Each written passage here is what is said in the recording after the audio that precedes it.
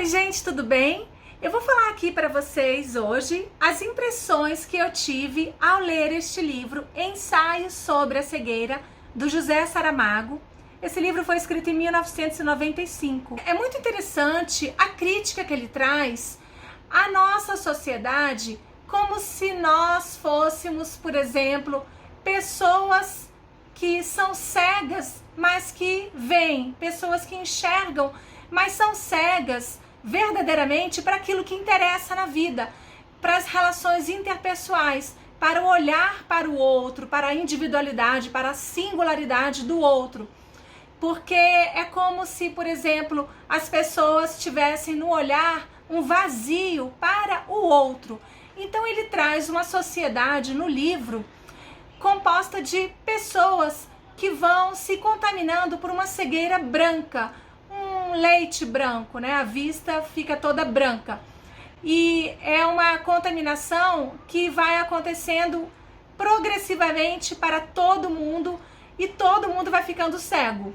Então, é como se, por exemplo, em uma sociedade que ninguém vê, nada mais normal do que rotular as pessoas, né? E o que acontece muito hoje em dia, acontece muito inclusive na fase escolar, crianças que são rotuladas por dificuldades de aprendizagem, às vezes por não terem um comportamento necessariamente igual ao dos colegas, elas são colocadas de lado, são rotuladas pela maneira que elas agem. E entre os adultos também, muitos adultos se referem a outros como, por exemplo, por uma doença que já teve, por uma dificuldade na vida que esteja passando, por algum comportamento que tenha feito errado na vida, às vezes um crime que cometeu, enfim. As pessoas são muito vistas por profissões, algo muito assim, materialista também.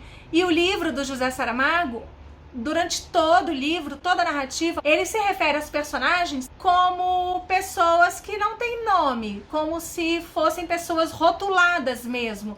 Então vai ter a criada do hotel, a empregada do consultório, o primeiro cego, a rapariga de óculos escuro, o rapazinho estrábico, o homem do táxi, o cego, o velho da venda preta, a mulher do médico, o médico, o cego da pistola. É uma maneira muito impactante de mostrar para as pessoas como é falar de alguém o tempo todo sem essa pessoa ter um nome, sem essa pessoa ter a sua subjetividade mesmo ressaltada naquele momento. E uma questão que eu vi muito bem colocada nesse livro em relação à mulher do médico é que ela é uma personagem que ela encontra uma posição perfeita para ela em cada situação, mas não como mando ou superioridade, sempre no sentido de emprestar o olhar dela para aquele que não pode ver.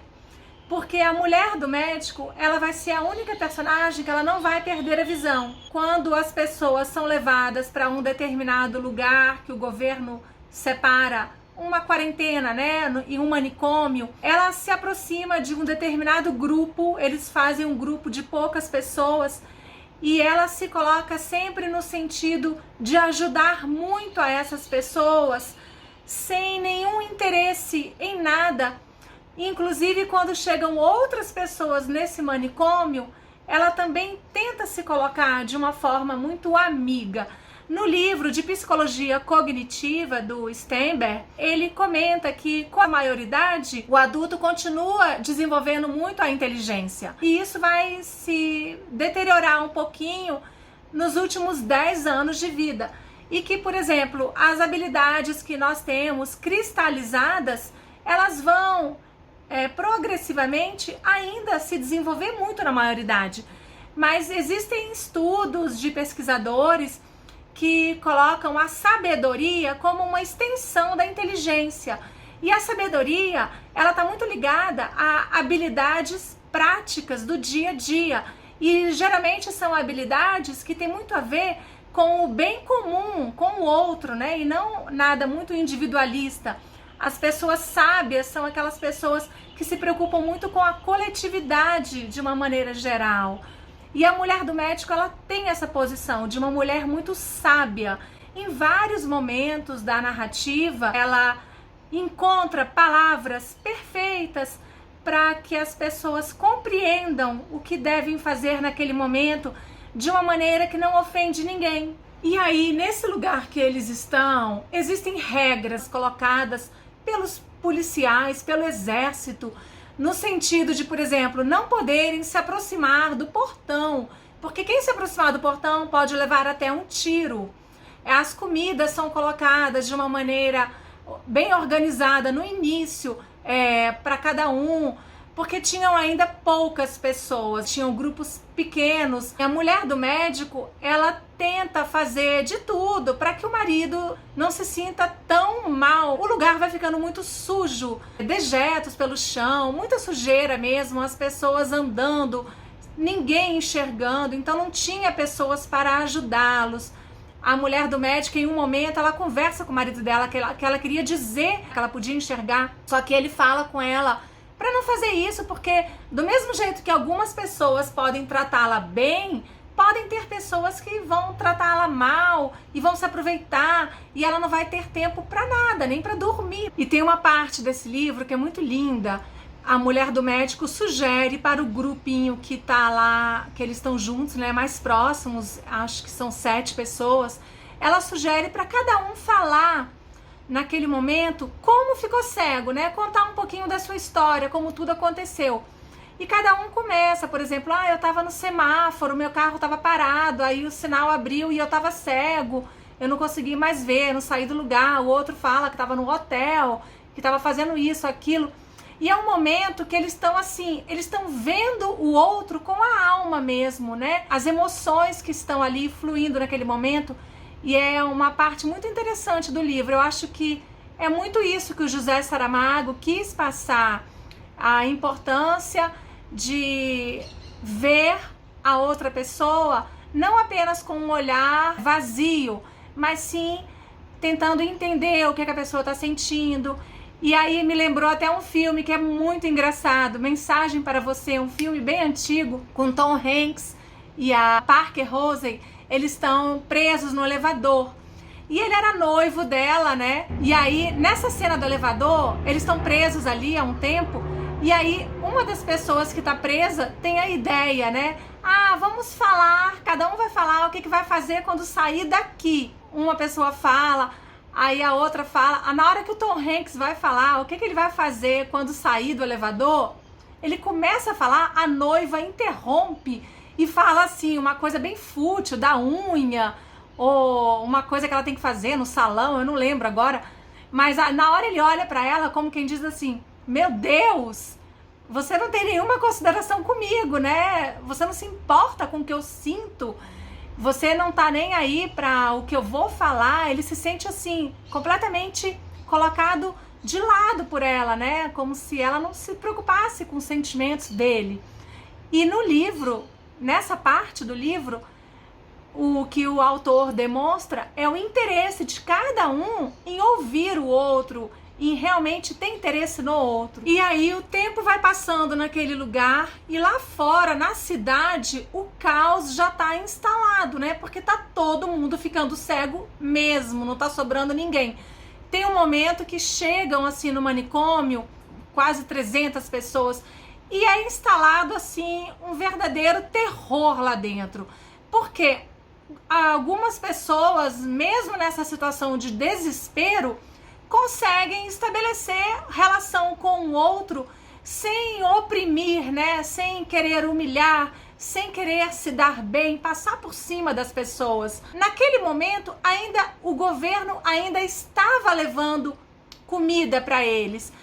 Não era uma quantidade muito grande, mas tinha uma porçãozinha para cada um poder comer. A comida era colocada lá na entrada e algumas pessoas pegavam e era dividido por todo mundo do grupo, né? Eram muitas pessoas, mas tinha comida para todo mundo. Só que dentro daquele pessoal todo vai existir um grupo de pessoas muito maldosas, pessoas que realmente só conseguem viver pisando nos outros, né? Humilhando, ofendendo, e são pessoas que não conseguem estar em uma posição de igualdade. Elas querem se colocar por cima.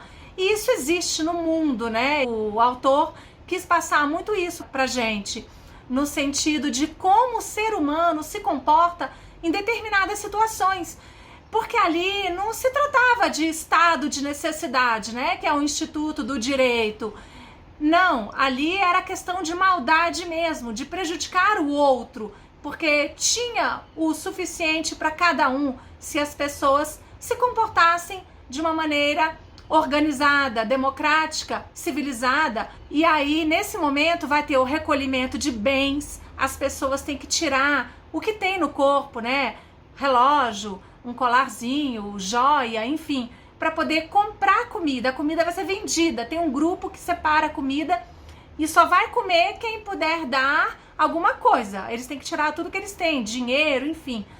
Depois, não satisfeitos com isso, eles querem que as mulheres se submetam a fazer sexo com ele. Aí eles chegam ao mais baixo degrau de indignidade que uma pessoa pode chegar mesmo. É assim, uma situação deplorável. A mulher do médico, de uma maneira muito correta, ela age em legítima defesa dela e das outras mulheres e ela consegue, de uma certa forma, reverter essa situação. E aí, depois disso, assim, os policiais também ficam cegos, não tem ninguém mais cuidando do manicômio, eles não recebem mais comida, já passaram dias e não chegava mais comida para eles. E aí eles saem, eles conseguem sair do manicômio e saem andando pela cidade. E aí a mulher do médico vai descrevendo, né, o que ela tá vendo, mas de uma maneira muito assim, ela guardava muito para ela tentava não falar muito com os outros, o terror que ela estava vendo lá fora, né, pessoas que tentaram, por exemplo, entrar em um determinado lugar para ir no mercado e todos caíram numa escada e às vezes ficaram eletrocutados em portas. Ela começa a ver aquilo que ela não conseguia acreditar que estava vendo, porque a partir do momento que, se você tem uma deficiência visual, você tem alguém para te ajudar, né? Alguém para te guiar, alguém para te levar. Você está vivendo num ambiente que as coisas estão feitas para você, para te facilitar a vida. Ali não, ali estava todo mundo cego, então era um cego guiando outro cego, pessoas que não tinham conhecimento de nada ajudando as outras pessoas, então caíam das escadas, enfim, pessoas caídas na rua que não sabiam nem aonde procurar comida. Ela via pessoas assim, famílias dentro de lojas, abaixadas, deitadas no chão, porque não tinham nem como beber água. Era uma situação muito complicada. E aí até me lembrou muito aquela pintura, que é a parábola dos cegos, que tem uma citação bíblica, uma passagem, quando Jesus se dirige aos fariseus, que ele fala, né? Deixai-os, são cegos e guias de cegos. Ora, se um cego conduz o outro, tombarão ambos na mesma vala.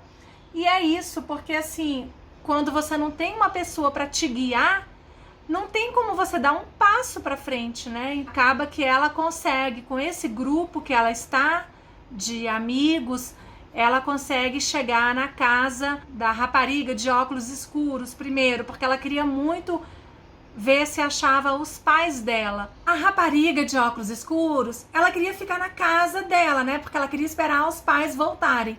Só que a mulher do médico, ela se mostra muito sábia nesse momento também. E ela conversa com a rapariga se os pais dela voltariam sendo as mesmas pessoas que ela conheceu antes de sair de casa, né? Antes dela ficar cega. Porque a situação estava tão dramática que ela não tinha ideia do que os pais estavam passando até aquele momento, aonde estavam, o que eles tiveram que fazer caso eles estivessem vivos ainda.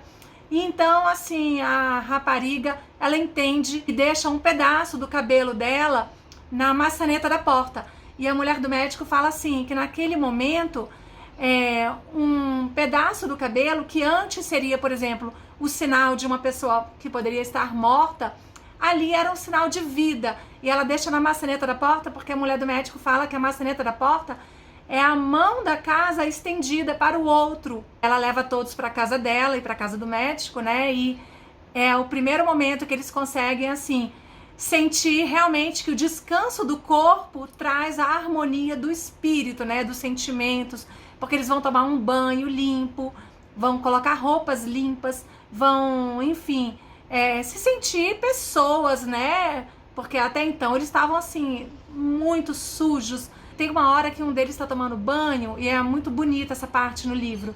Ele está tomando banho, e aí ela chega por trás, sem falar nada, e começa a massagear as costas, passar uma esponja com sabão. E a narrativa no livro é muito bonita, porque ele fica calado, e ela também fica calada, como se apenas assim, tivesse querendo dar aquele momento de muita alegria, né? De prazer mesmo, algo que a pessoa não tinha há tanto tempo, o toque do outro, né? Limpar as costas. Ela via o que o outro estava precisando, sabe? A sabedoria dela estava muito nesse sentido. Espero que vocês tenham gostado da resenha. A gente vai se falando. Um beijo, tchau!